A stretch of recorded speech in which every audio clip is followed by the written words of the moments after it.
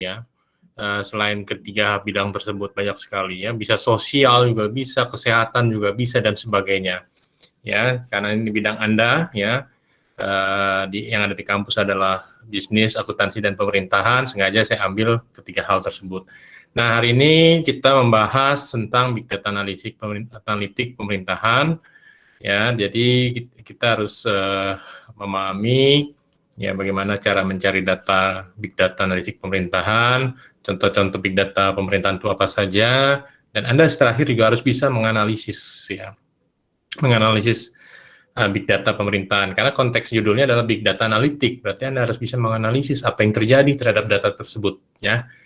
Oke. Jadi ini saya skip saja ya. Jadi ada pertama adalah sumber data pemerintahan, ya materi kuliah 8 hari ini. Sumber data pemerintahan, yang kedua adalah jenis-jenis data pemerintahan, yang ketiga adalah periode waktu atau data di record, 4 pencarian data, 5 metode pengolahan data, dan 6 analisis data. Ya, jadi terakhir ini ya kita harus bisa mampu menganalisis data apa yang sudah Anda cari ya. Jadi data itu kalau cuma sebagai angka saja ya, tanpa Anda tahu mau ngapain, tidak dianalisis, nggak ada gunanya ya. Itu sama artinya seperti gini, ada orang ada orang yang memiliki data tentang produksi ikan, tapi dia adalah seorang petani.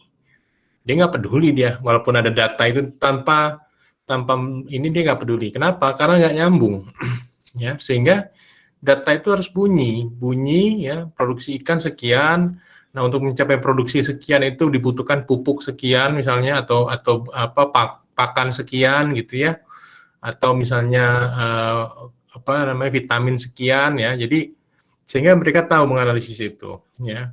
Nah, dan yang mendapatkan big data analitik ini juga orang yang tepat, gitu ya. Kalau nggak tepat ya nggak ada gunanya juga, gitu ya. Dan jadi Anda harus memahami tentang hal tersebut karena memang sekarang adalah waktunya atau periodenya adalah periode big data ya. Saya sedang besar-besarnya periode big data. Ya, sayang Anda orang manajemen ya. Kalau Anda misalnya bukan orang manajemen, saya sebenarnya berniat mengajarkan Anda bagaimana membuat big data ya, orang membuat query ya. Tapi itu matematis banget dan logik banget ya. Jadi saya pikir-pikir nanti kalau dikasih tugas membuat bahasa program pusing sudahlah, berarti kita hanya big datanya sebenarnya jadi semacam analitik saja dulu ya. Sebenarnya penting juga untuk membuat sedikit query atau database ya, bagaimana Anda membuat database sehingga memang itu tugasnya orang IT, tapi Anda juga harus paham bagaimana membuat relasi atau ya membuat relasi data dari satu sistem ke sistem lain ya. Kalau enggak nanti Anda akan kesulitan sebenarnya. Tapi tidak masalah ya, karena adanya jurusan manajemen kita cukup memahami saja dulu ya. Oke. Jadi ini big data bisnis versus pemerintahan yang kita lihat di sini. Ya, implementasi big data di bidang pemerintahan masih relatif baru di dunia dan sangat berbeda dari penggunaan big data di dunia bisnis. Ya. Penggunaan big data pada bisnis dan pemerintahan mempunyai perbedaan mendasar pada tujuan dan nilai. Ya, kita tahu kalau bisnis itu tujuan itu apa? Orientasinya adalah profit atau keuntungan. Beda dengan pemerintahan. Ya, orientasinya adalah regulasi dan kebijakan, beda. Ya, jadi kalau big data pada pemerintahan adalah orientasinya pada kebijakan, ya, kesejahteraan, kebijakan, ya. Nah, tapi kalau bisnis itu pada profit, ya. Jadi mempunyai tujuan yang berbeda dan nilainya berbeda, gitu, ya. Nah, kenapa? Karena di pemerintahan harga turun itu nggak masalah. Ya, kenapa? Berarti semakin tinggi daya beli masyarakat terhadap suatu produk. Tapi kalau di bisnis harga turun jadi masalah. Gitu ya.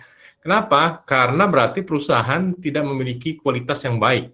Kan perbedaan nilai di situ. Nilai artinya nilai di masyarakat ya, nilai daya beli dan sebagainya. Ya. Nah, itu yang menyebabkan. Makanya pemerintah apa namanya, naikin BBM di demo. Kenapa? Karena pemerintah itu kan bukan untuk mencari keuntungan, kan gitu, tapi untuk mesejahterakan. Makanya beda beda tujuan dan beda nilai. Ya, beda dengan misalkan Shell. Shell mau naikin harga berapa terserah aja. Tapi kalau dia naik ada yang beli nggak, kan gitu kan? Nah, itu yang terjadi. Ya, jadi artinya apa? Ada perbedaan yang mendasar pada tujuan dan nilai. Ya, paling mudah itu adalah misalnya Pertamina, SPBU Pertamina dengan Pertamina apa dengan SPBU Shell. Ya, paling gampang kan itu. Ya, kalau pemerintahan, ya dia tidak bisa mencari profit sebesar-besarnya, tapi dia mencari mendistribusikan apa namanya BBM kepada semua masyarakat, lapisan masyarakat, ya dengan tujuan mensejahterakan. Ya, tapi kalau SPBU Shell, dia akan mencari orientasi profit sebesar-besarnya, ya seperti itu. Beda tujuan dan beda nilai. Nah, keputusan yang diambil dalam bisnis adalah keputusan jangka pendek dan dengan jumlah rantai pengambil keputusan yang terbatas dalam lingkungan pasar yang kompetitif. Jadi target-target dalam bisnis itu pasti yang dikejar adalah yang pertama adalah jangka pendek dulu. Ya, tahun ini gitu. Kalau bicara tahun ini berarti itu cuma setahun, mikirnya cuma setahun, keuntungan dalam tahun ini. Ya, makanya kalau di perusahaan itu coba lihat. Ya. Tahun ini Anda atau misalkan tahun depan, ya, tahun depan. Berarti kan setahun lagi gitu ya. Target penjualan berapa? Kan pasti ditanya tuh kalau orang marketing. Target penjualan tahun Anda target penjualan Anda tahun ini itu 80 mobil. Tahun depan berapa? 81, dipecat Anda. Ya, dipecat, nggak ada perkembangan. Tahun depan Anda harus melihat bagaimana penjualan yang terjadi, ya, misalnya. Ya, 100 mobil bisa kejual. Berarti Anda ada keputusan jangka pendek setahun depan. Ya, untuk 5 tahun ke depan ya lain lagi ceritanya gitu. Ya, tapi kalau di pemerintahan nggak bisa. Kalau di pemerintahan dia harus pikir jangka panjang. Kalau misalkan bikin pelabuhan, ya bikin pelabuhan, atau misalnya yang paling mudah ini, bikin pelabuhan itu, ya pelabuhan penyeberangan misalnya, itu dipikirkan harus 30-50 tahun, ya kan? Kenapa? Karena pelabuhan itu yang bayar siapa? Orang yang naik kapal kan gitu ya. Bisa nggak dengan harga setinggi-tingginya? Nggak bisa. Kalau misalkan dengan harga setinggi-tingginya nggak akan kepake sama orang. Ya kan? Sehingga akhirnya apa? Merugi juga. Ya.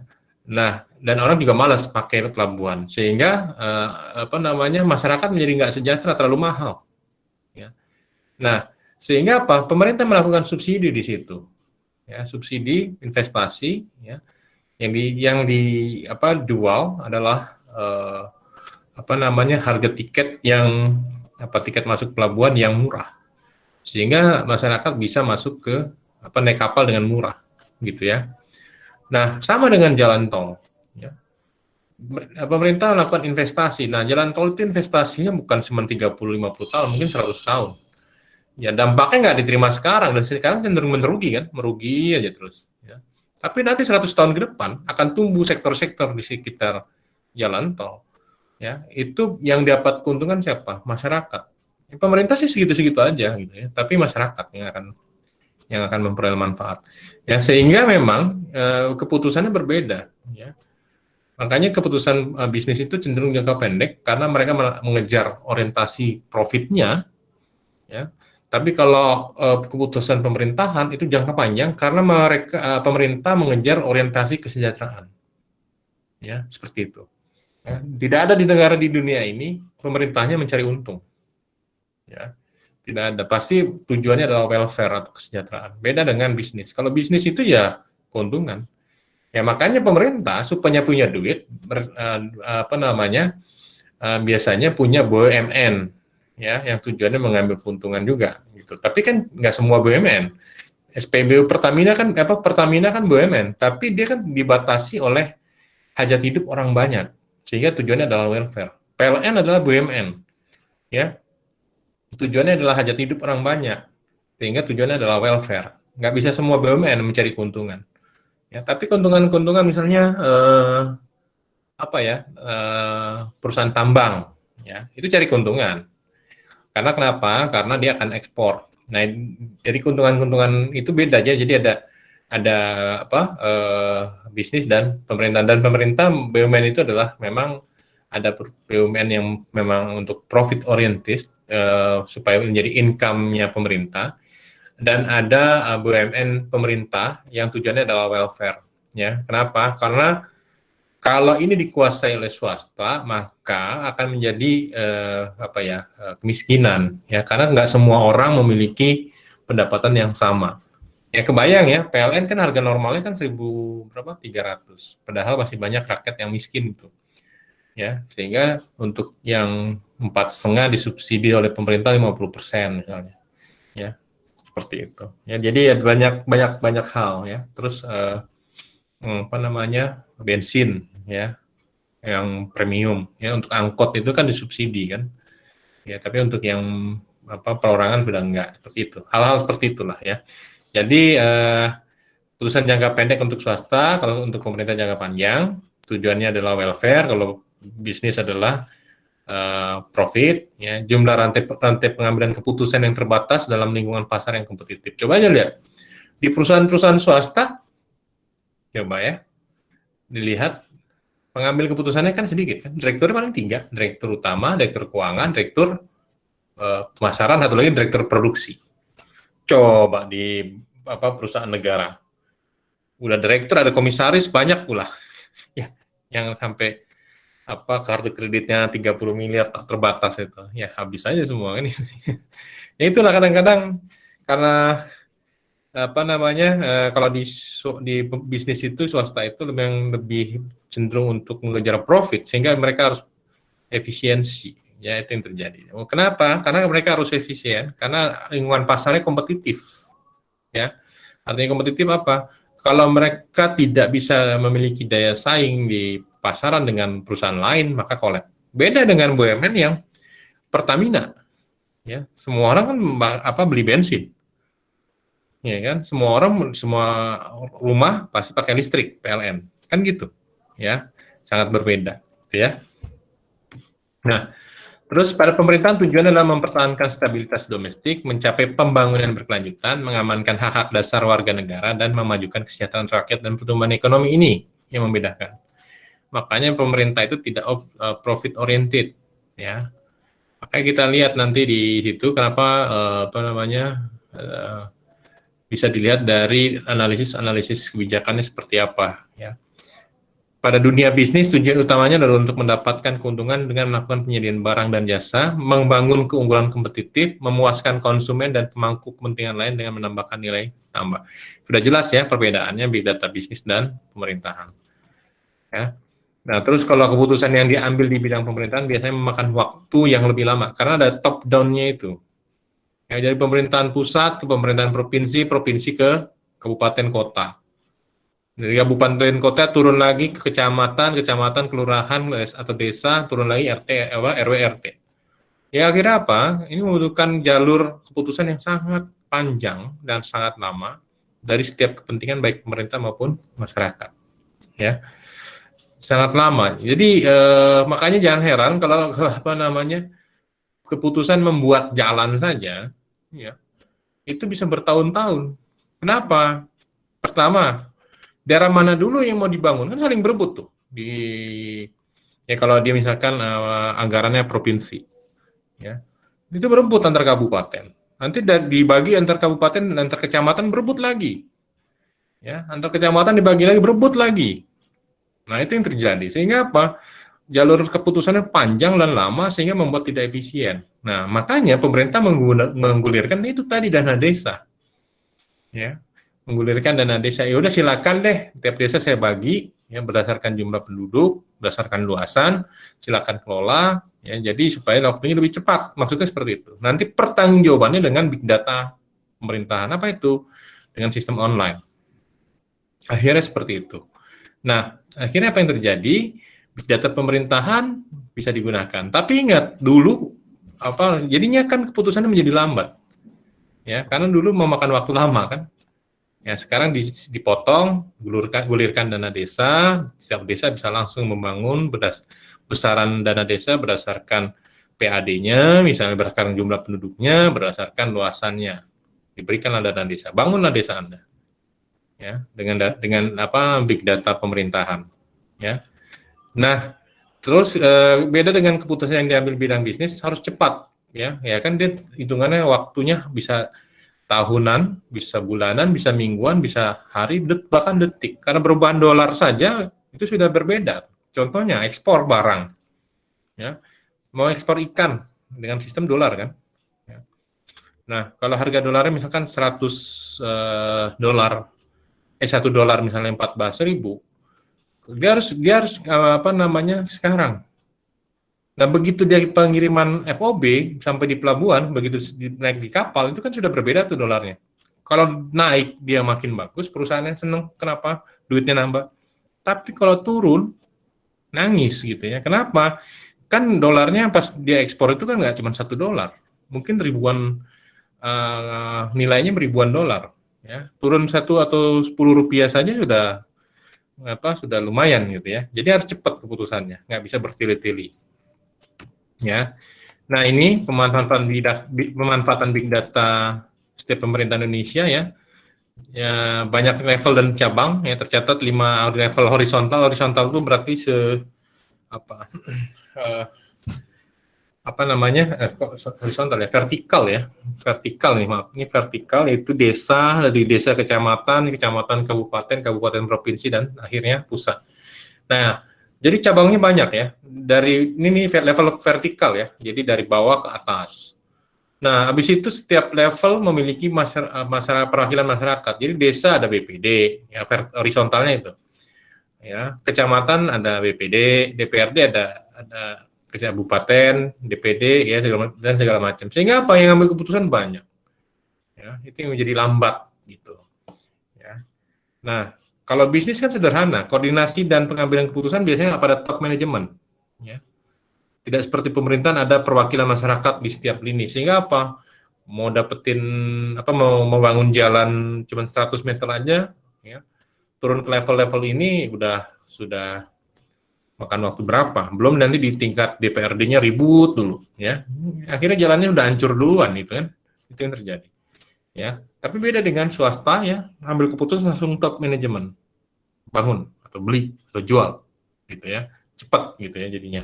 Sehingga itu yang terjadi. Nah, big data analisis, big data pemerintahan ini ya akhirnya digunakan. Itu tadi salah satunya untuk memotong ini sebenarnya. Ya, dana desa tadi kan salah satu big data sebenarnya. Ya, desa itu ada puluhan ribu di Indonesia. Ya, kebayang ya bagaimana untuk mendapatkan dana harus debat di setiap lini ya, di setiap level vertikal dan horizontal, sehingga pembangunan di setiap desa itu akan terhambat. Ya kan? Dan itu jadi masalah gitu. Nah, salah satunya adalah tadi terobosannya dana desa dengan sistem online, dengan pencatatan online, dengan pelaporan online, ya terkumpulan semuanya lewat big data pemerintahan. Ya begitu juga dengan pajak. Ya, dulu kan pajak itu kan semua serba offline kan, lapor ke kantor pajak offline. Ya. Jadi sangat ribet. Kalau sekarang kan bayar pajak cukup laporkan dengan apa? Ini pajak online, DJP online. Ya, Anda nggak perlu ke kantor pajak, Anda cukup laporkan dengan sistem online-nya. Anda isi jumlah kekayaan, Anda isi pendapatannya Anda selama setahun. Anda laporkan, oh sekian pajaknya. Nomor kode bayarnya ini. Tinggal ke ATM atau tinggal dengan handphone saja Anda sudah bisa setor pajak. Selesai. Cepat kan? Kalau dulu saya masih ingat waktu masih SMA, saya harus laporkan pajak usaha, ya. Itu ngantri dari jam 8 pagi, baru dapat itu sekitar jam 4 sore. Ya, karena saking banyaknya. Dan itu adanya hanya waktu itu kan saya tinggal di Jakarta ya, kecil tuh di Jakarta, harus lapornya di kantor pajak Kota Madia. Ya, coba di Jakarta banyak berapa ribu perusahaan.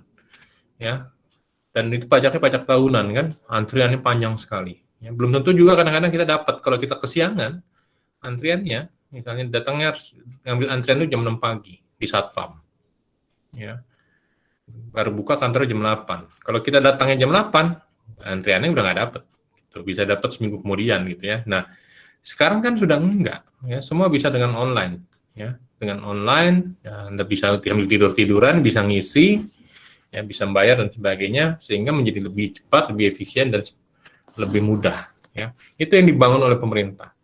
Ya, termasuk pembayaran STNK online. Ya, walaupun masih ada offline-nya, kita harus stempel ke sana, ya, menunjukkan KTP untuk dapatkan STNK asli, tapi paling enggak sudah lebih mudah. Gitu. Ya, seperti itu. Ya. Nah, jadi contoh-contoh apa namanya big data, beberapa sumber big data pemerintahan ya, misalnya ini info pangan jakarta.go.id ya, untuk perkembangan harga pangan di Jakarta yang update setiap hari, yang bisa diupdate setiap hari.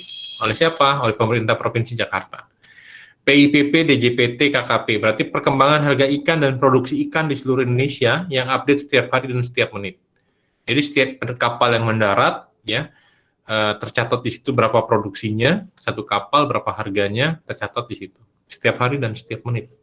Nah, ini sebagai bahan kebijakan oleh pemerintah, dalam hal ini Kementerian Kelautan dan Perikanan, menentukan berapa ekspor Indonesia untuk Kementerian Kelautan atau Indonesia, ya, berapa produksi yang ada dan sebagainya, ya. Terus Siska Perbabu, ya, Sistem Informasi Ketersediaan dan Perkembangan Harga Bahan Pokok Jawa Timur, hampir sama dengan Info Pangan Jakarta. Ya, bps.go.id untuk Sistem Informasi Data Pemerintahan Nasional. Ya. Anda bisa lihat data jumlah penduduk, data PDRB setiap daerah, ya. Dan ini kan online semuanya. Dan ini data big datanya sangat besar sekali. Ya. Nah, jika ingin mengakses data BPS setiap kabupaten kota, Anda cukup mencari di Google, ya. Misalnya BPS kabupaten kota, Kabupaten Bogor akan keluar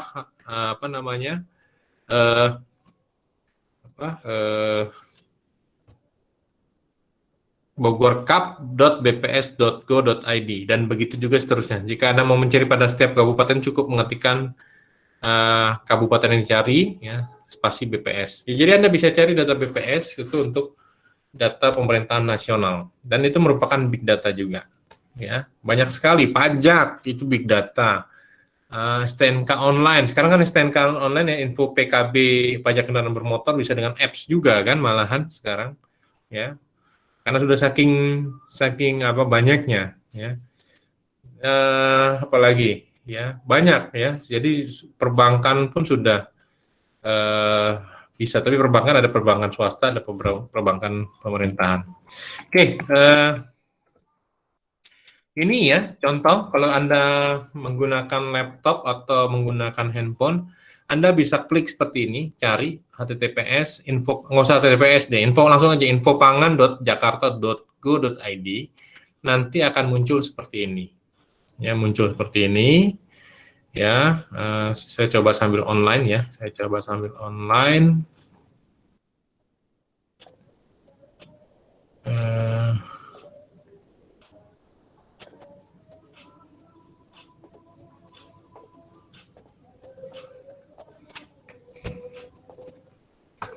Ya, jadi begitu kita klik info pangan jakarta.go.id, ya, kita klik, ya, muncul seperti ini, ya. Silakan kalau Anda mau ngetik, ikutin mangga, ya. Ketiknya cukup info pangan lah, nggak usah pakai https, ya. infopangan.jakarta.go.id, muncul seperti ini, ya. Terus ada perintahnya lagi di sini, ya. Kalau kita mau lihat kondisi dari setiap pasar yang ada di Jakarta, Anda cukup klik pasar. Pasar mana sih gitu, ya. Nah, Anda bisa cari tuh harga-harga di setiap pasar yang ada di masing-masing daerah di Jakarta. Ya. Tapi kalau misalnya Anda mau lihat statistik, ya, statistik komoditas, Anda bisa klik, ya, Anda bisa klik statistik. Cari klik komoditas, per komoditas. Ya. Cari klik di komoditas seperti ini, ya. Nah, terus Anda mau cari apa? Misalnya pilih komoditasnya telur ayam ras gitu, ya. Anda tinggal klik di sini telur ayam ras gitu. Telur ayam ras. Ya. Bulan apa? Bulan Mei misalnya. Ya, tahun berapa?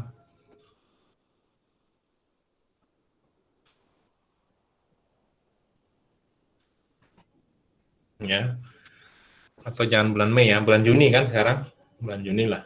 Ya. Nah,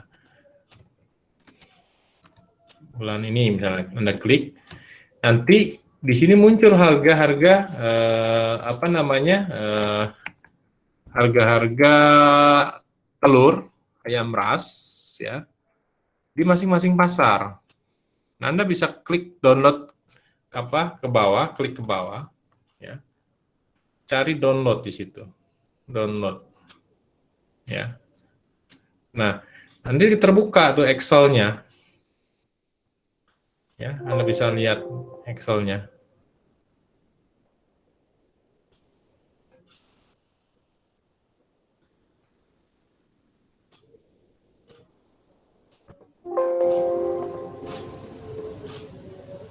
Ya, terlihat di sini Excel-nya banyak. Ya, di sini terlihat ya perubahan harga ya dari hari per hari, lihat tuh. Ya, dari setiap pasar, masing-masing pasar lihat. Ya, di pasar Senen harga telur pada hari pertama tanggal 1 itu 22.000. Di Jembatan Merah 24.000 gitu. Ya, terlihat di sini. Ya. Perubahannya dari waktu ke waktu. Sekarang tanggal berapa? Tanggal 23. Harga telur 23.000 di pasar Senen. Ya. Tapi di pasar Minggu harganya 25.000 nih.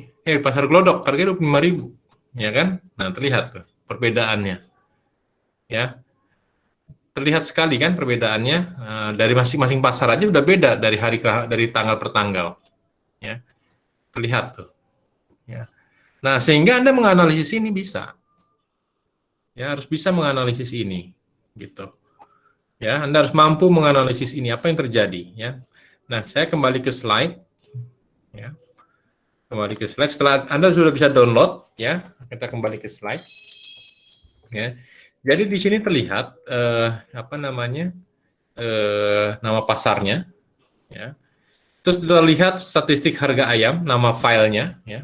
Nama filenya muncul kan, statistik harga telur ayam, ya. Lihat paling atas, statistik harga komoditas telur ayam yang hijau-hijau yang saya ini ya.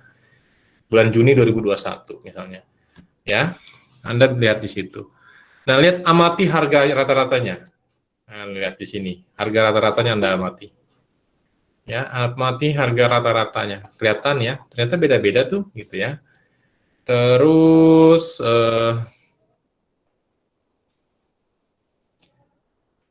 ya, kita lihat sudah amati harga rata-ratanya ya, lihat di Excel-nya ya.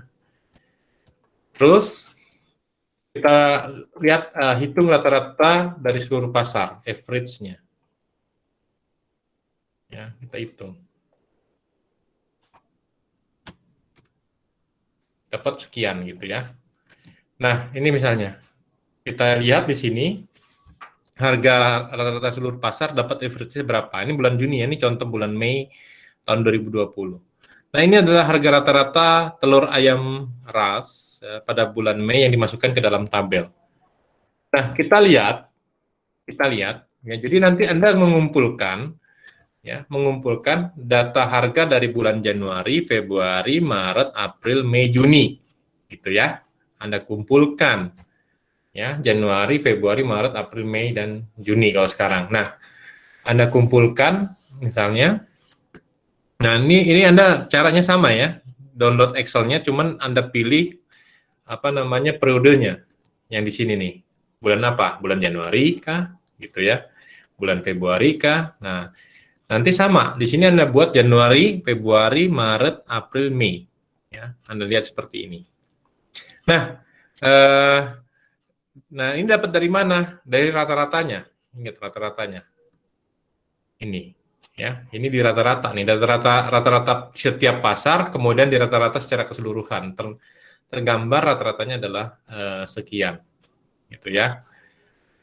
Sampai sini ada yang mau bertanya dulu nggak? Bisa nggak?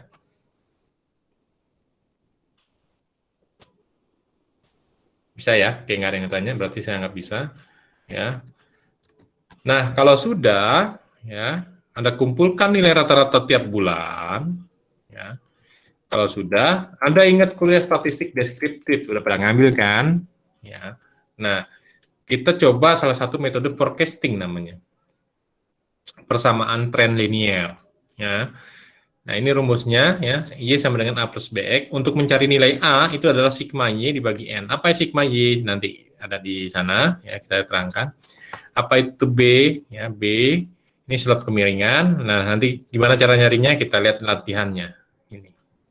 Ya, kita lihat ini kan rata-rata tadi nih, Y ini adalah rata-rata nih, rata-rata harga telur tadi. Ya, kita lihat.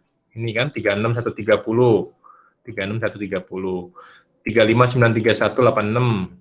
35913186, ya kan? Sampai yang terakhir tadi 34969111. 34969111. Sama ya. Nah, ini sebagai Y. Sebagai Y.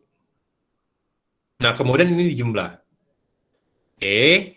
Nah, terus kita menggunakan bantuan kalau dia datanya ganjil, ya, datanya ganjil, maka minta bantuan nilai 0. Gitu. Tapi kalau dia datanya jumlahnya genap, misalnya ini kan 5 tahun nih, ya kan? Ini 5 tahun. 5 tahun, 5 bulan, ya. Maka datanya ganjil kan? Maka gunakan bantuan 0. Tapi kalau misalnya datanya genap, maka tidak perlu bantuan 0. Jadi langsung min 1, min 2. 1, 2 gitu. Ya. Nah, ini karena kita ganjil, kita gunakan ini tadi 0, min 1, min 2, 0, 1, 2. Jadi supaya untuk mempermudah kita, ini bantuan namanya, bantuan data beraturan. Nah, terus di kolom kanannya, ya di kolom kanannya itu XY. X itu apa? Ya, ini min 2 kali Y gitu. Nah, dapat di sini, ya. Terus yang min 1 kali 35 ini dapat ini. 0 kali ini ya 0. Nah, 1 kali ini ya sekian. Kemudian ini dijumlah. Ya, muncul ini adalah min 2000 sekian. Nah, setelah itu di kolom kanan X kuadrat ya, min 2 dikuadratkan adalah 4. Min 1 dikuadratkan adalah 1, 0 dikuadratkan adalah 0, dan seterusnya. Sehingga nilai ini dijumlah. Ya. Nah, jika Anda sudah punya nilai-nilai jumlahan ini masing-masing, ya, jangan langsung ke tabel kanan ya. Ini dulu, ya, masing-masing. Nah, Anda gunakan rumus yang tadi. A adalah sigma Y bagi N. A adalah sigma Y dibagi N. Sigma Y-nya berapa? Sigma Y-nya 178,062. N-nya berapa? N-nya adalah 5. Dari mana? Ini kan datanya ada 5. 5 bulan. Nah, dibagi 5. Sehingga keluar 35.612,59. Gitu ya. Nah, terus nyari nilai B. Nilai B sigma XY dibagi sigma X kuadrat. Sigma XY-nya berapa? Ini. Ya, min 2897. Ini. Dibagi dengan sigma X kuadrat. Sigma X kuadrat adalah ini, 10. Ini ya, hasilnya jadinya min 2897,84 dibagi 10 adalah min 289,78. Nah, selanjutnya, karena kita sudah punya nilai A sebesar ini, 35 sekian, nilai B adalah min 289, kita membuat ke dalam persamaan tren linier namanya. Ini persamaannya, Y sama dengan A plus BX. Nah, karena B-nya adalah negatif, ya, maka jadinya Y sama dengan ini kita masukin 35 sekian, min atau dikurang 289,78. Kenapa min? Karena ininya min, B-nya. Ya, terus dikali X. Nah, X inilah yang digunakan untuk peramalan. Masuk ke sini, Anda masukin lagi ke dalam tabel yang sebelah kanan. Ya. Nah, terus tinggal masukin angka. Ini rumusnya 35612,59 dikurang 289,78 X. X-nya berapa? X-nya ini. Berarti dikali min 2. Ya. Nah, setelah itu dijumlah. Ya, jadi kalau kita jumlah ya, jadi caranya gimana? Kita kalikan dulu yang 289 ya, 289,78 ya. Anda bisa ngitung sambil pakai kalkulator, dikali 2 itu 579,56. Karena min kali min, ini kan min nih. Min ya, ini kan min.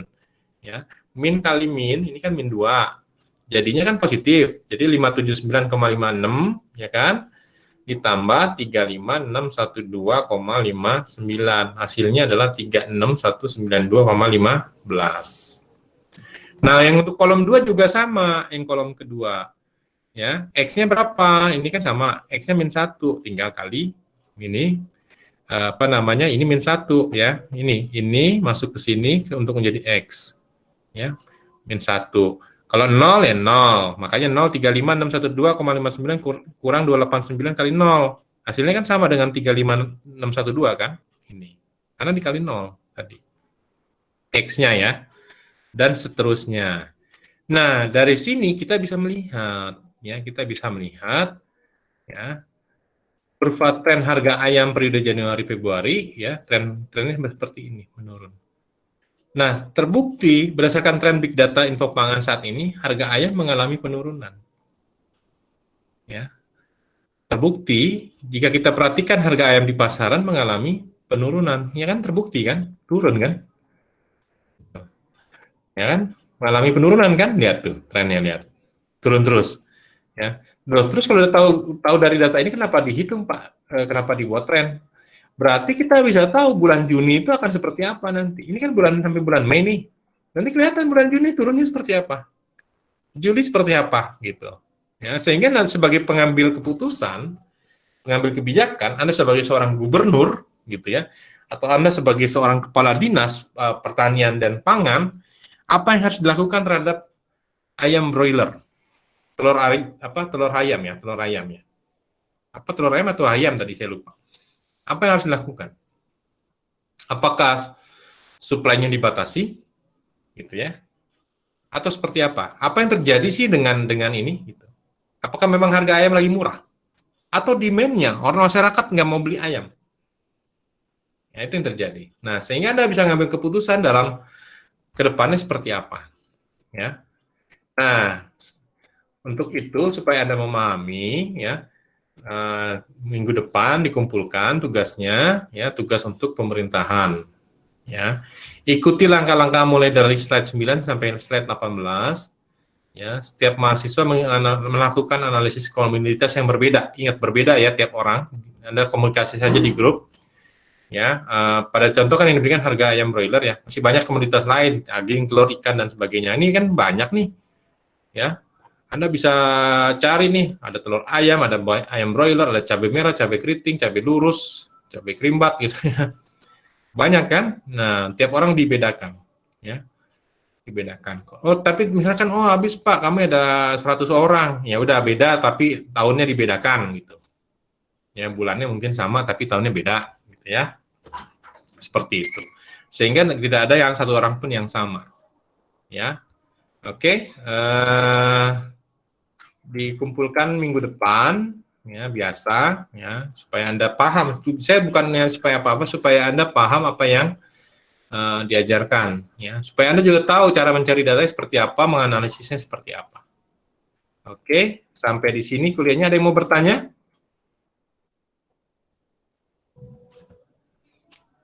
Ada yang mau bertanya? Bapak, maaf saya mau nanya. Ya, silakan. Berarti kayak di screenshot juga nggak sih, Pak? Gimana? Kayak di screenshot juga nggak? Kayak tugas Bapak kan rata-rata kayak di screenshot gitu kan? Kayak pakai cara-caranya gitu-gitu. Yang cara-caranya? Iya, Ya, di sebentar. Saya screenshot. tampilkan sebentar ya. Saya ulang.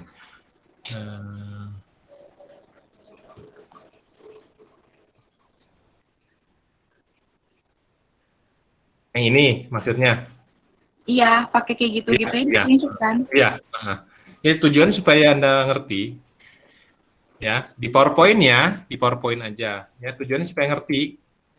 Nah, kalau ini kan sebenarnya nggak perlu nih yang ini nih. Iya. Karena kan Anda tidak ke pasar kan, tapi langsung ke statistik ya, Iya, komoditas gitu.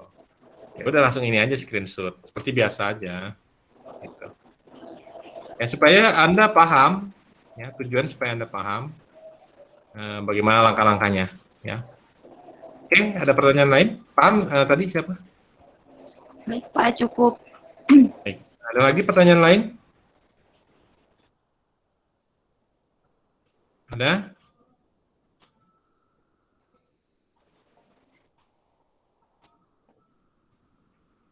Nggak ada. Kalau nggak ada, perkuliahannya saya tutup sampai di sini. Ya, silakan mengerjakan latihan tugas kuliah ya, supaya mengukur pemahaman Anda pada kuliah hari ini. Baik, saya tutup. Mudah-mudahan bermanfaat ilmunya. Wassalamualaikum warahmatullahi wabarakatuh.